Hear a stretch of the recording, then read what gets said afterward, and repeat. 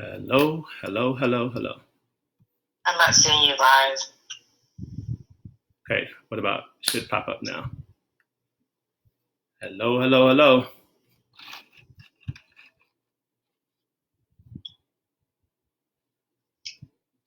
No, hold on. Oh, I see you now. Hey, hey. I was having a hard time getting into your Zoom account. Hold on just a second. I'm about to send you. Hello, everyone. We are going to get started in just a second. If you want to just log into my Zoom that we were just in. I think I can do it.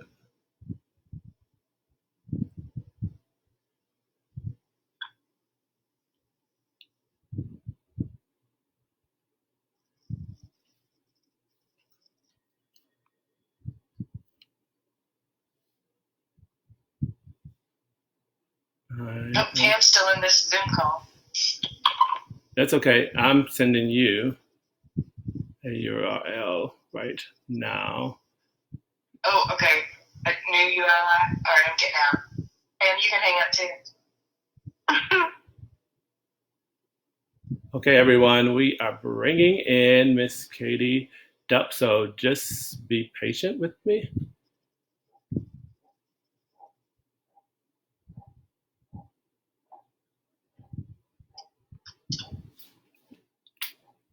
And she should be joining in just a moment. All right, I'm going to hang up the phone because there's going to be a reverb, okay? Okay. Me too, I'm doing the same now. All right. So let's see if we can actually share Katie into this conversation. Good morning, Virginia. The glare, Dexter. I can't do the glasses right now.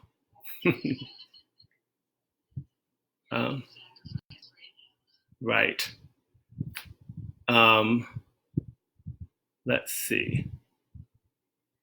Katie, could you try signing into the link? Morning, Alan.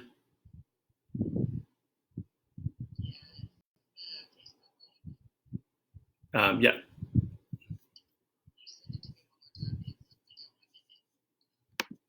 There we go.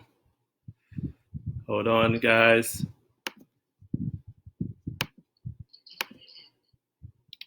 I sent it to you just in Slack just now.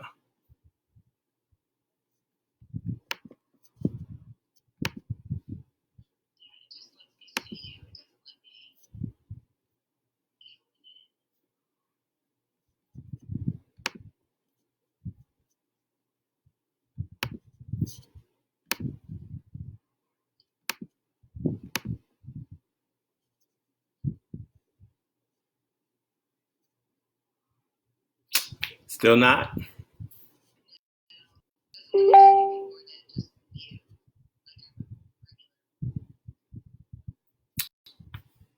Yes, Katie, we can see you. Stacy, we can see you. We are pulling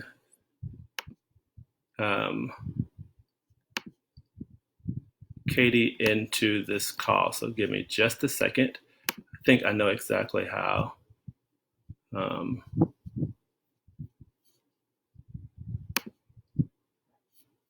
We can do.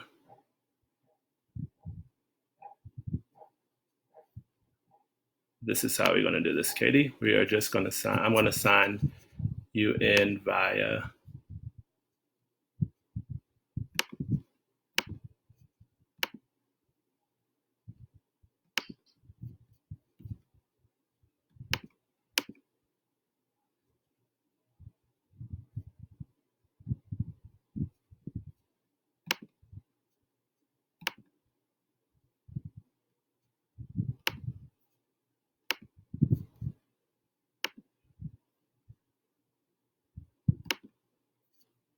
We're almost there, people. Thanks for your patience.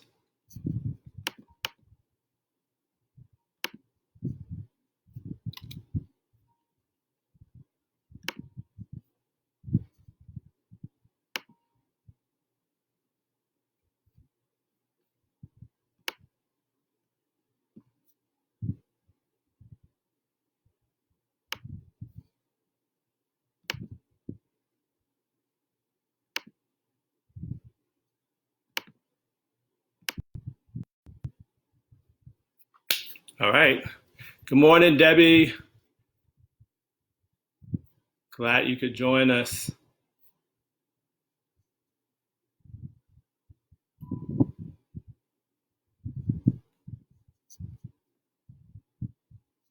And Katie is waiting for let her in.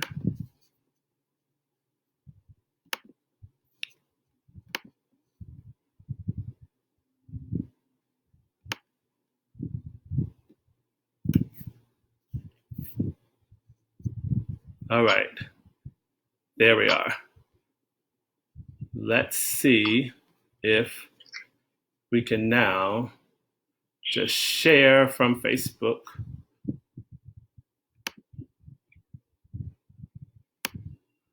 All right. There's a share screen. Yep. Let's see if we can now just share from Facebook. All right. There's a share screen. Mm-hmm.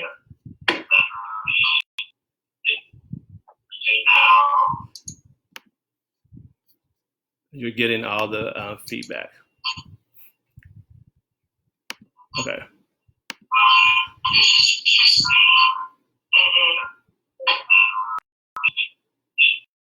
Well, friends,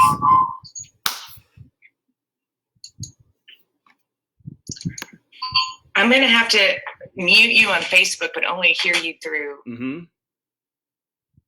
I don't know.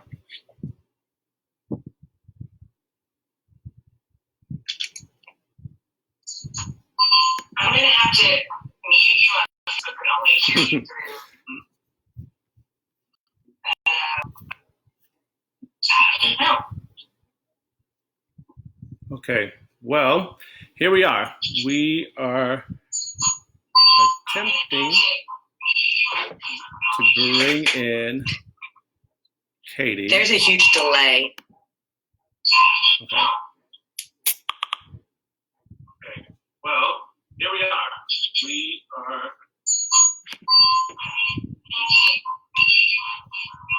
bring in Katie. There's a huge delay.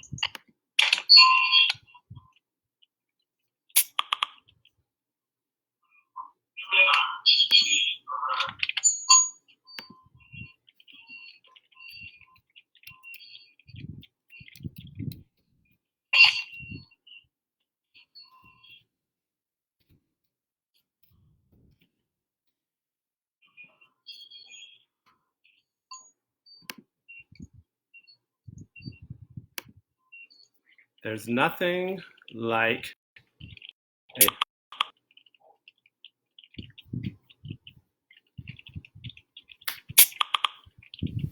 good morning of last minute technical difficulties to throw you completely off. So our time today was going to be centered around this idea of stabilizing leaders who are capable of standing in the midst of crisis, standing in the midst of really hard times, but finding themselves sure and confident or self-differentiated, or this idea of being well-differentiated, where you aren't blown to and fro, even with heart and emotions fully present with a crisis like COVID-19, but sure and confident in a way that steadies those that you are leading, reminds them of who and what we're called to, our mission and our vision, and then with resolve and confidence and heart, steadily moving forward. So that idea for us, the Lupton Center recently spent a good amount of time with Rabbi Edwin Friedman. I don't know if any of you are familiar with him. Edwin Friedman, last name Friedman. He was a family therapist, but also leader and coach, and did a lot of work with Christian faith, but also the Jewish faith. And the thing that stood out to our team was this ability to have a non-anxious presence. And so this for us, in the moment like we're in now with COVID-19, where we find ourselves in just a constant state of uncertainty, a constant state of upheaval. What feels like for Katie and I is really this personality that needs to be connected to other, that needs to find worth and self-identity and just camaraderie in community or in common unity with other. Moments like this throw all of that off, right?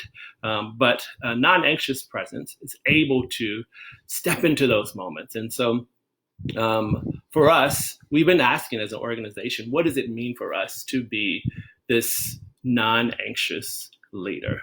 An organization that leads in our neighborhood, in our city, with our platform around country. We lead with this non-anxious presence, but then also individually, what does it mean for us as leaders to do that? And for me, I think there's no other or better person than Katie Delp to do that. She is Executive Director, as I said, in the invite to FCS, and has been in our neighborhood of historic South Atlanta for almost 20 years. And in the multiple roles that she's had now with our president, Jim Weiner, is Executive Director. And what has been encouraging for me, this person who needs connectivity, who needs other, is to have leaders who know how to steady or steer the ship in a steady way in a moment of uncertainty. And so we are just excited in the midst of uncertainty to have one another. And so I'm going to unconventionally lead today and really ask Katie to just chime in as I talk about what we've been learning about leading in moments like this, what it has been like also to be in real time processing for yourself, but then also in real time needing to stand with and for others. So an organization, but also you've got family and we've got a neighborhood. And then this is a poignant moment for us to come together. So my desire is for you to chime in today. I'd love to hear how you are finding finding strength to stand, but then also are finding yourself wrestling and struggling with this ability to be to not be anxious, to be focused and to support. At FCS, we love partnership. And so having your partnership is extremely important to us. And so feel free to chime in and we'll move forward. Katie, if you're, you can hear me well, I am going to ask you to respond on text for me. maybe that will get us more closer to real time or Slack. So one of the first questions that I was asking Katie was around this idea of stabilizing an organization in the midst of crisis, and what that looks like from her vantage point. I also see Jim Weiner, our president, on the on as well. So Katie, I want to see if Katie can actually, her voice can be in. Katie, can you hear me? I also see Jim Weiner, our president, on as well. So we've got a little bit of lag there.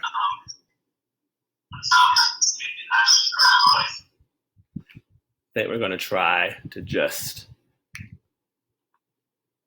go with text, Katie.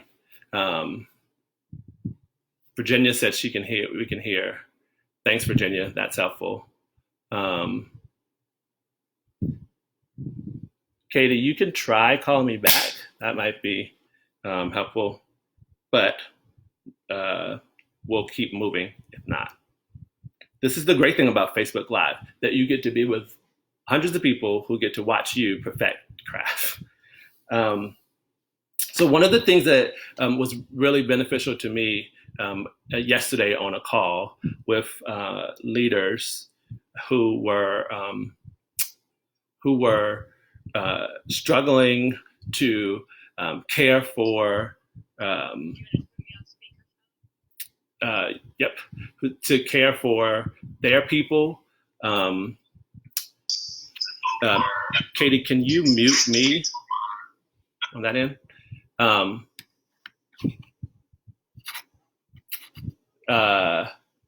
This group was in Delaware, and they are a business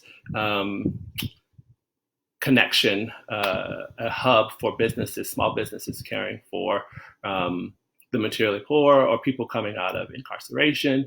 And we were talking about 3 areas for them that they have been walking through. So one with small businesses who are deeply impacted, nonprofits deeply impacted by COVID-19 and struggling with how do we stay afloat? How do we keep going? And then they're working with city, municipality to get funding toward their most vulnerable and those organizations serving the most vulnerable. And then there was a partnership with the church. And the church is going through a major transition right in the middle of COVID-19. And as they talked through just a few things that they were sharing with leaders in those 3 areas, what came to mind was this reality that, wow, they are in this moment embodying a non-anxious presence. They're literally stabilizing these 3 areas or 3 entities, if you will: the church, business, city sector, and business. And so what we revolved around that rest of that conversation was, what was it taking for them to get up in the morning and have this resolve to say, despite what's happening, despite being in social distancing mode, social isolation, I'm going to get up and care about mission and vision, and care about those who are deeply impacted by this. And each one of them pointed to areas that were natural, but also that were coming about because of this pressure and this reality that there was major need. So it was a crisis moment. And Nathan pointed out one thing in particular. He said, I have a natural propensity towards nurturing and connecting with people. But in this moment, my team, who's struggling as well, needs me to operate in a different way.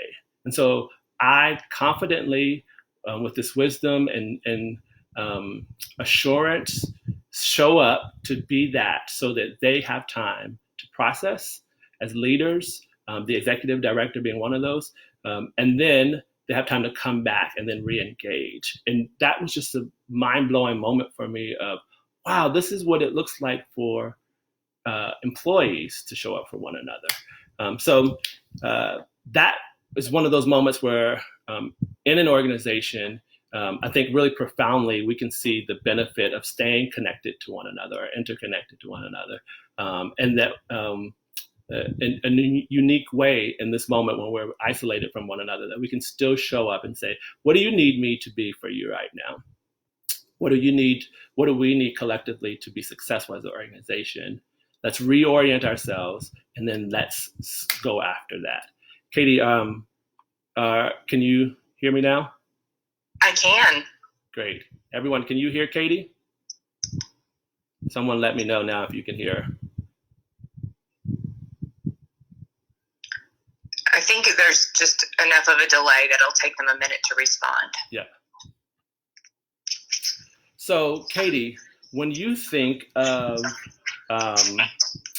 this idea of stabilizing an organization in the midst of what is a crisis, how are you finding yourself doing that as executive director at FCS?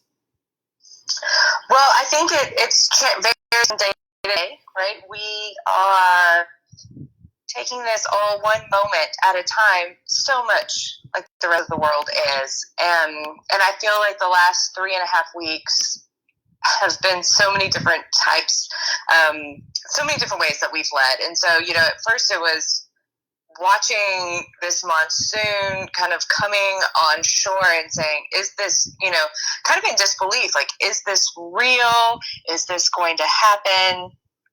And maybe I would say FCS is an incredibly low trauma organization. And so we were all kind of saying, oh, clearly this is just going to be a couple of weeks. We're going to be all right. And I know by personality, that's where I go to for sure. And then as just the totality of this kept coming more and more, I would say there was definitely waves of anxiety and, just this unknowing of what's going on. And as an organization, we are in a season of launching some enormous projects. Mm-hmm. We're starting a capital campaign. We have projects that are coming out of houses and apartments and all these things that are coming out of the ground right now. We are still just in a really exciting time. And a few days and weeks to kind of reorient to say, okay, wait, that stuff has to pause for a minute. We've got to deal with the current crisis. And now I'm feeling like we can come back and start looking again at the vision and what the future will hold and what our mission is and what we're always committed to doing, which is, building thriving communities and neighborhoods.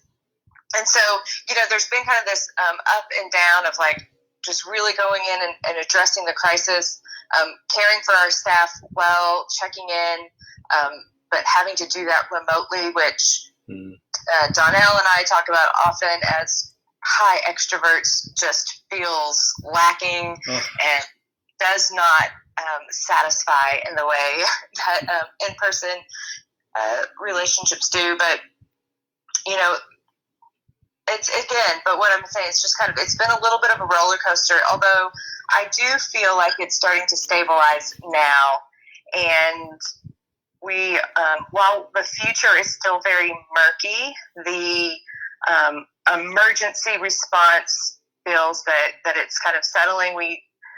We've done everything we know to do. We've made the necessary expense cuts. We've applied for every grant that we can find and loan, and all of our resources, we're maximizing that as an organization.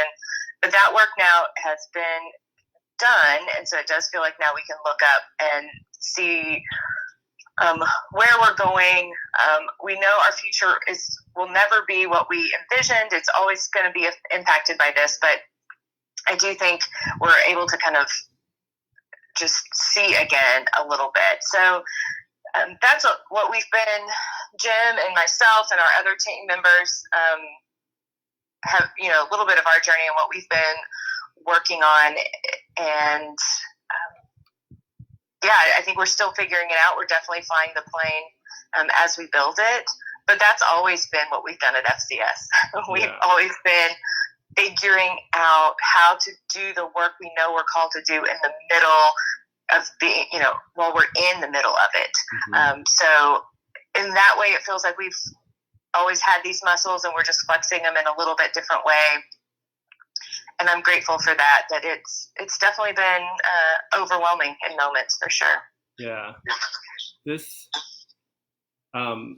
idea of being able to stay constant and centered, and that a lot of that comes by way of time and practice, can feel almost like daunting, and then just like, well, should I just cave in a moment like COVID-19 when none of us have experienced anything like this in our lifetime? And yet, you're pointing to, for an organization that's 42 years old, we've had highs and lows, and these lows that shape us and mold and fortify us. And so, what, as people are trying to look for just encouragement in this season, this moment of, I can't pinpoint another moment that can just encourage me and move forward. But is there another moment that comes to mind, or within that moment that comes to mind, something that we as an organization learned and brought forth to today that others could use right now? Just a practical. Yeah, so the first thing that comes to mind is, our housing team has been spending a lot of time. We've been talking about the fact that, we went through a recession 10 years ago that was so damaging to our community. And we were able to pivot at that time as an organization and really redeem what was a really devastating national crisis. We were able to redeem it for such good in our community, and it really, I think, solidified kind of our equity and our affordability that we were able to.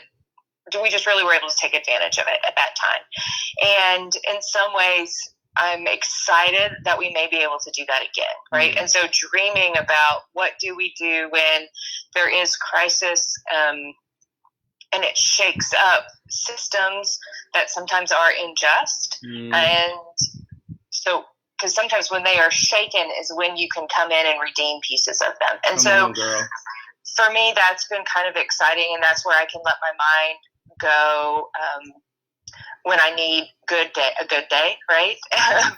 and dream just a little bit with that. I think also these are the moments where we connect with our neighbors in really real relational ways. This is where our proximity matters so much. I mean, half of our staff were sheltering in place in South Atlanta, because it is our place. And so we are walking alongside and in solidarity with our neighbors in a different ways. So we're, I'm still seeing lots and lots of my friends and neighbors because I'm going on walks constantly. That's been my sanity. And I'm still connecting in these ways. And so we're having a collective experience once again. And when you have these collective experiences, they build trust and they deepen relationships. And so, again, those are ways just to be where I see the redemptive work, especially of those who follow Jesus, that we can really redeem some of these really hard things for good later on. Yeah, that's so good. That I love any conversation that Katie Delp has around proximity and being proximate, just because it just speaks to core of who I am, and also core to now this ethos for me that was learned by this continual, even today, decision to redefine or allow myself to understand anew what neighboring looks like, what neighborhood looks like, what community looks like, and ultimately what family looks like. And so for one of the things that I have valued so deeply about FCS is that core to who we are is this tenet of being proximate to our work, proximate to those that we serve, and integration, where we are integrating ourselves into place, right? And so one of the lessons that I'm observing right now is exactly what you said, right? This ability to personally be able to endure in a moment like this, because those that you work with are proximate. They live where you do, right? But those who we serve, those who we partner with, right, in place, they are in our neighborhood as well. And so there's this outside of COVID-19 shaping that's happening. But the gift in the moment like this is that there's multiple ways in which we neighbor, in which we live out common unity. And this, I echo what you're saying, it's so beneficial in a moment like this. And I'm using it because Evie and I are not in historic South Atlanta. We're in Sweet Auburn. And so even though it's core to me, that doesn't necessarily mean it's core to everyone on my block and core to everyone in my neighborhood. And so you and I were talking earlier about how for extroverts or people who need to be in person with one another, this is doing such a work on our hearts and our minds and our sanity, because everyone wants to love Facebook Live. I'm so glad you guys are here, and love Zoom and being able to have these multiple ways to connect. But there's something about in person that just feeds soul. And so when in the social isolation or social distancing, that's been hard in place for me, because I can't just reach out, but I'm having to think differently about how to engage, where I knock on my neighbor's door, show up in their backyard if I saw them, right, or in the front yard and we're playing, having to think about reorient ourselves and then think about ways in which we can engage with one another. So I want to ask those are there ways in which you guys are starting to find yourself thinking innovatively about connecting?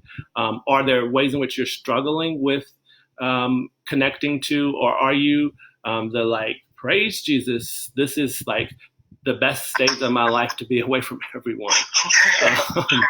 And I would ask Katie for you, how are you seeing neighbors process this, right? Because a lot of neighborhoods like ours don't have organizations who are proximate, right, or rooted in place. They are far off, and so that means now they're disconnected from these mediums that would normally resource them. So how are you seeing neighbors respond in moments like this? Not just FCS staff, but others who just live in neighborhood.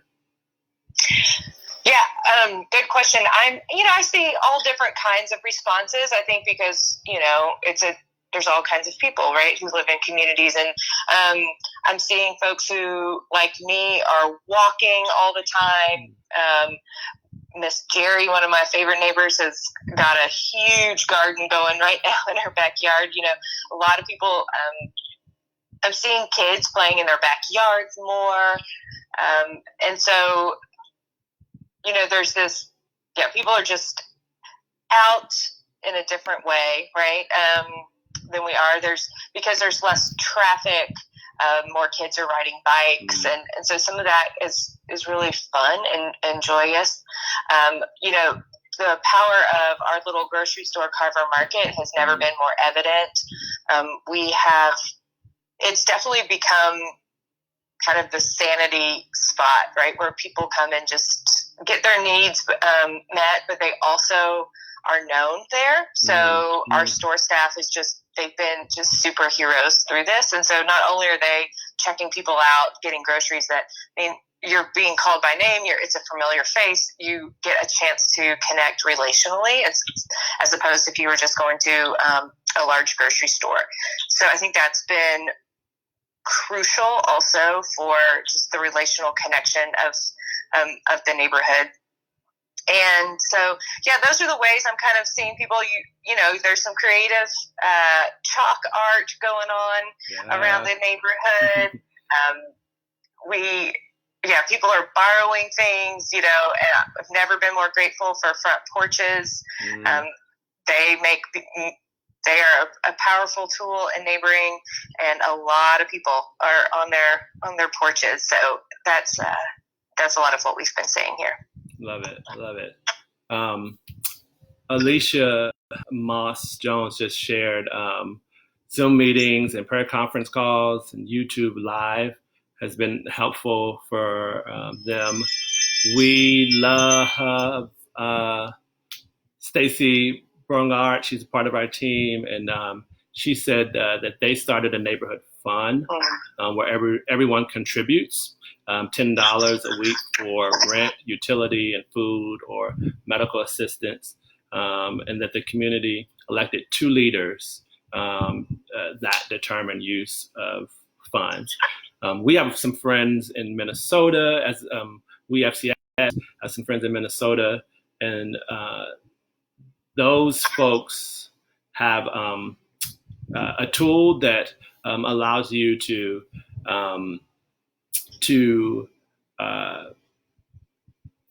gather information on a platform about need in community. So all of what Stacy was just sharing, to what Katie was sharing about connecting, it's a virtual platform that uses data maps to understand the lay of the neighborhood, but then also to highlight where those needs are, and then it becomes almost like a social media platform where people can sign on into so that they can start to meet those needs. So local, but then also people around the city.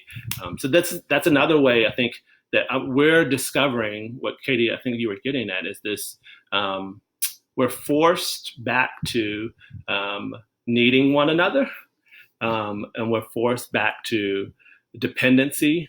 If I use another word besides just needing, but then also we're forced to think more innovative about how we connect to and support one another.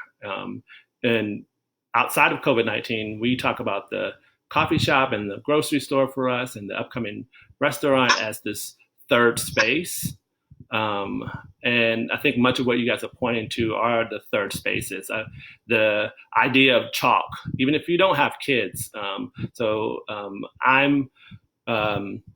inviting neighbors to each get out on their sidewalk to their house, or the sidewalk in front of their house, pathway to the house or the sidewalk in front, and chalk, so that when people are running down our street or just out walking dog or walking themselves, that there's like this, the colors of chalk, what it does to your sensory is pretty amazing.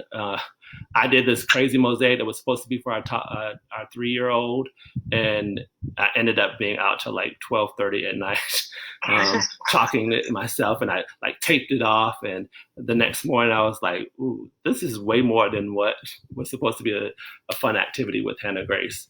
But what it did for connecting neighbor and like being able to just stand on our top porch, where most of the time people don't even see us when we're sitting down, and watching stranger walk by and stop, and like the smile that happens to them. Or if we're standing out in the yard or on the porch, and they just see Hannah Grace, and they see it, and then they engage with her. This is this moment of us entering back into community or common unity with one another. And yeah, that's it. That's really inspiring. And so I would encourage all of our viewers, and I think I speak on behalf of Katie as well, that that we should lean into this, right? That though you have to be at that 6 feet distance from one another, that there's still ways in which we can connect to have this interdependency on one another that is really life-giving in moments like this. And even more so for people of faith, I think that it harkens back to kind of the core identity of who we are and the tenets of our faith. Katie, I want to ask you, when you think about as an organization, FCS, and as a leader in FCS, how has